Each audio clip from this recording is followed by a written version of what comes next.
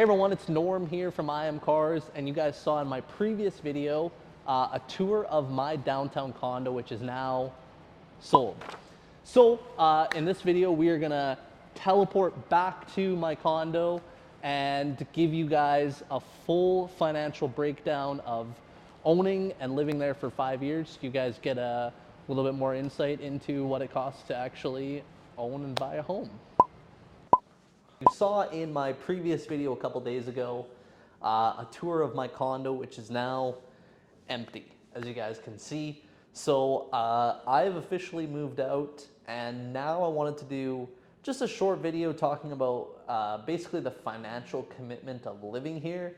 And the reason why I wanted to do this video for you guys is, like I said, I feel like a lot of you are probably in my general age range, and maybe you're either looking to buy your first home, or maybe you've just bought your first home, or maybe you aspire to buy a home in a few years, and that's why I figured this information would actually be valuable to you guys.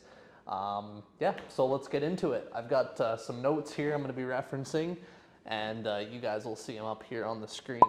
All right, so starting with, I purchased this unit in October 2017 with a purchase price of $471,000. Originally, I put $100,000 down and financed for 3 years at 2.75%. My amortization was 22 years and 4 months, leaving me a payment of $427.13 weekly. Now, I did the weekly payments because it accelerates your interest every week faster than normal. So it is a good tip to anyone who's maybe looking to get a mortgage. If you can afford to do weekly payments, do that, or bi-weekly as opposed to monthly. Just as a side note, of that $427 weekly, $232.75 of it every week was principal, $194.38 was interest. That went up 12 cents per week, the principal portion. So after a period of 3 years, I'd paid $28,802 in interest, $37,829 in principal. So at the end of the 3 years, I'd re-signed at a 5-year term, 15-year amortization at a lower rate, 1.97. Obviously, I shortened my term, putting the payments up to $510.42 weekly, and the breakdown on that was starting with $377 of it went towards principal, $132 of it went towards interest.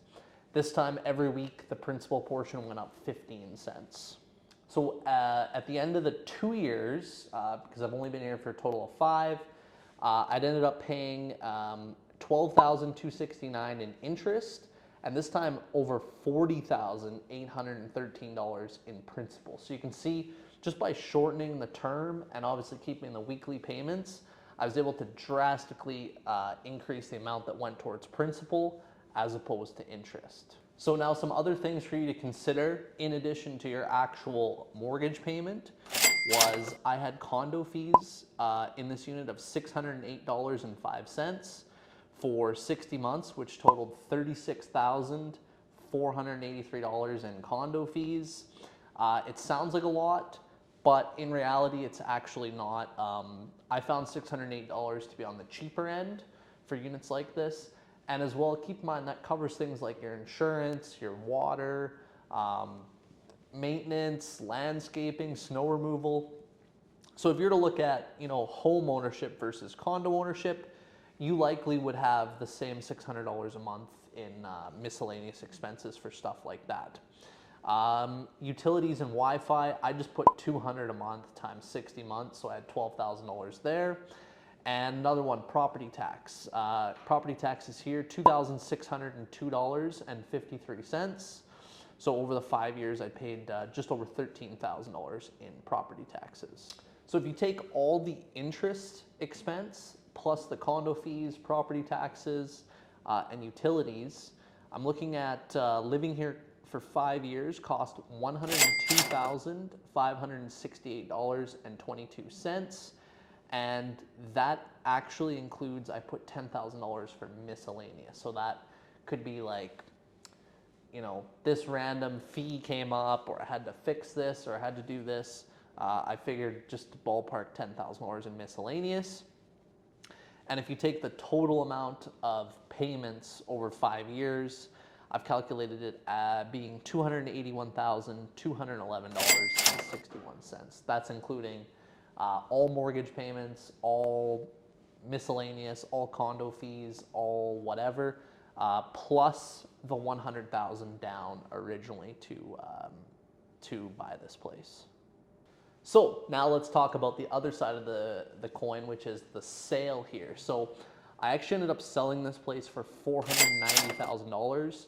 So I had a $19,000 gain from where I paid 5 years ago. However, that $19,000, let's just say it got completely eaten up between real estate costs, lawyer costs, and the closing costs involved in completing the transaction. So for the sake of my calculation, I'm calling this just like a wash. Basically, I paid $471 and I sold it for $471. So now I've got two different scenarios for you. The total investment living here, like I mentioned, was $281,211.61. Now let's say 5 years ago, I just decided to invest that at, let's just say, a 3% return. Right now, you're going to get a lot more than that, but 5 years ago, 3% would be pretty normal. So over those 5 years, you actually would have made $42,181 in interest and had a balance today of $323,393.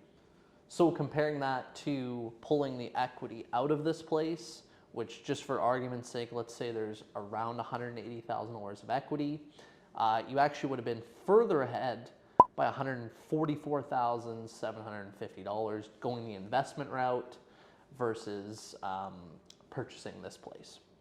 So now let's just talk about pulling equity out in your own home versus had you rented this place. So let's just say 5 years ago, so 60 months, you decided to do a 5-year lease on this place, and I'm just gonna call it $2,500 a month. Right now it's probably worth more than that with rents going up and mortgages going up, but just say $2,500 a month for this place. You would have paid $150,000 in rent over those 5 years.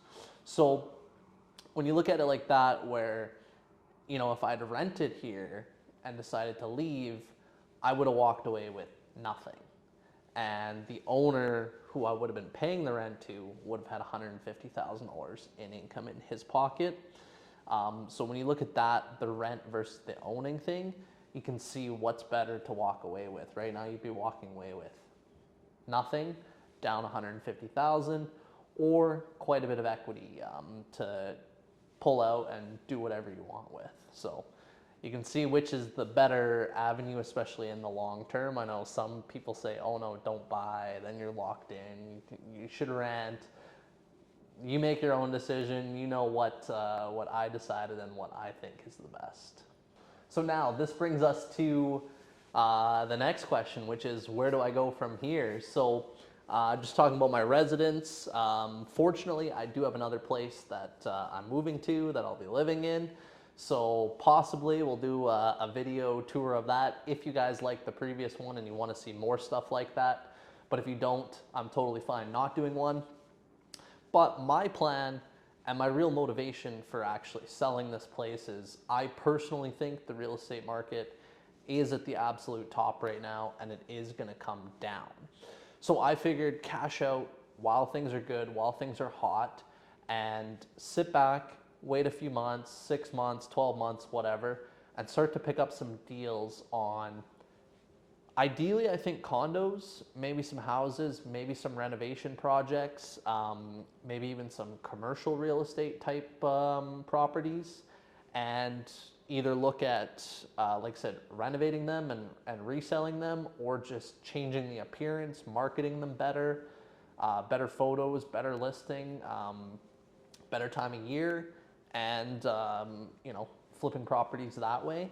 I've gotten to know a little bit, I shouldn't say a little bit, I've gotten to know quite a bit about downtown real estate values, what the good buildings are, what a good listing is, what a bad listing is. So that's kind of my plan going forward, is to do some property flipping in addition to what I do at the dealership. So don't worry, this is still a car channel. We're still gonna be doing car videos, but I wanted to do this video, like I said, to give you guys a little bit more insight into myself and give you guys some like financial advice for some of you that are, like I said, either looking to buy a home or aspire to do something like that in a few years. So with that out of the way, I actually really would appreciate your guys' feedback. If you guys liked this video and the previous tour I did, I want to know, like, did you guys like it? Do you want to see more stuff like this? Do you want me to maybe put small snippets of my life like this into our other videos and make them like longer style vlog format? Or do you just not want to see videos like this at all and just keep it like 100% car related like we pretty well do? So I really want your guys' feedback. If you can comment down below, tell me what your thoughts are. And if you have any questions about the information I've put out there, I'm happy to answer anything. So that's it. I think with that, it's time to thank you guys for watching the video. Tell you guys to give it a thumbs up. Make sure you're subscribed to the channel. And this will be the last time you see this place.